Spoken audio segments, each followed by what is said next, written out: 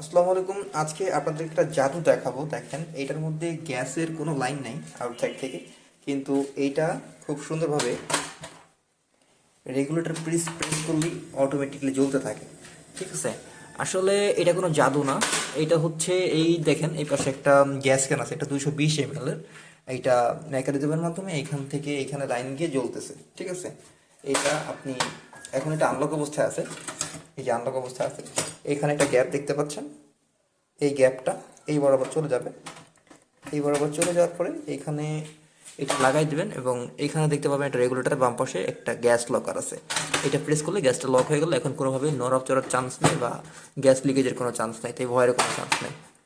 আচ্ছা, এই জায়গায় রেগুলেটরটা প্রেস করলে এই যে অটোমেটিকভাবে চুলাটা জ্বলতে থাকবে। এটা হচ্ছে হাই ফ্লেম, আপনি চাইলে লো ফ্লেমেও জ্বালাতে পারবেন। ঠিক আছে, এই যে হচ্ছে লো ফ্লেম। হাই ফ্লেম এবং লো ফ্লেমে বেশ অনেকক্ষণ জ্বালাতে পারবেন একটা গ্যাস ক্যান দিয়ে। তো এইটার সব ইনস্ট্রাকশনগুলো এখানে দেওয়া আছে, কিভাবে কি করতে হবে, ফ্ল্যাট সারফেসে রাখতে হবে এবং কিভাবে কি করতে হবে সব দেওয়া আছে এখানে, পড়ে নেবেন।